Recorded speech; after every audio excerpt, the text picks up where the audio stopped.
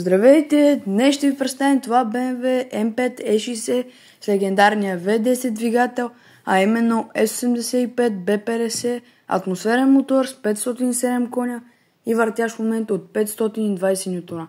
Изцяло на задно предаване, което означава, че всичките тези коне плюс ремапа, който ще ви разкажа малко по-късно, отива изцяло в задната ос. Приятно гледане!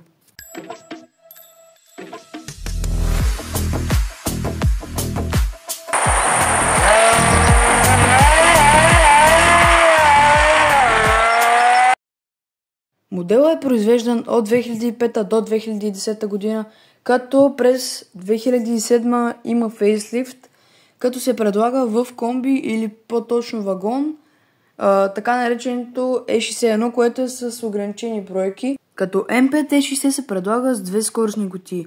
Едната е 7-степенна роботизирана ръчка, а именно SMG, което го имаме и при M6 E63, която е тип автомат, и другата 6-степенна ръчна скоростна кутия, която се предлага само за САЩ. Като максималната скорост е 200 мили или по-точно казано 330 км в час.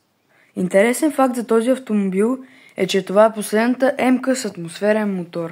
Както виждате, точно този екземпляр е с много красив индивидуален тъмносин металиков цвят, с джанти Style 166, с които излиза от завода.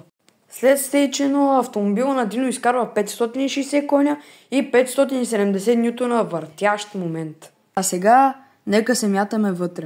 Както виждате, автомобила разполага с супер удобни седалки, които са покрити с мерино кожа. А сега нека събудим този V10 звяр.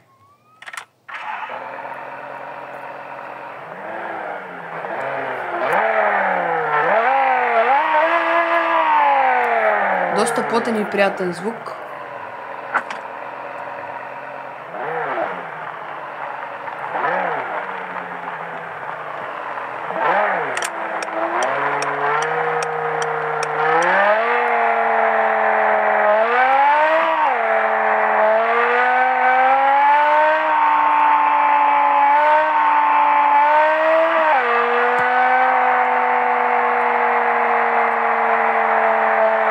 Колата вози наистина супер меко.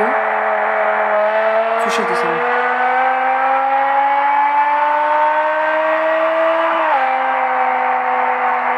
Като доста от феновете на BMW и като цяло феновете на коли не харесват много SMG кутията, защото превключва бавно.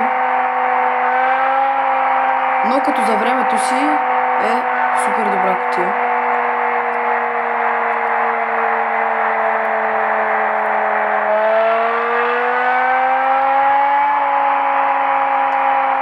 Пише, че е от 9000 оборота, но има ограничител до 8000.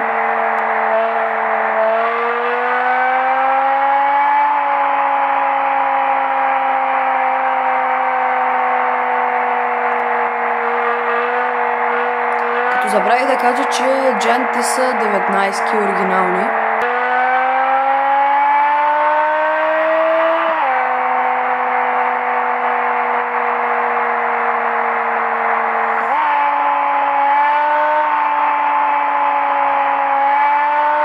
Като BMW M5 E60 през 2009 става най-бързия седан на Нюрбургринг с най-добро време спрямо конкурентите си.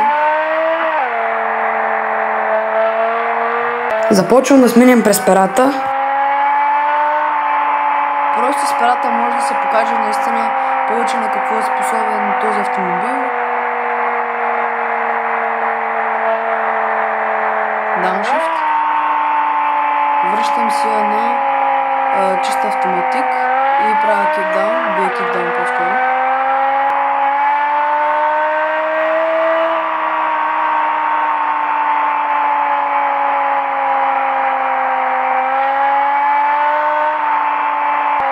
Като повечето собственици на M5 E60 слагат различни видове гарнета и накрайници, като например Акрапович, но тук сме с напълно заводска изпускателна система, която наистина звучи пак феноменално.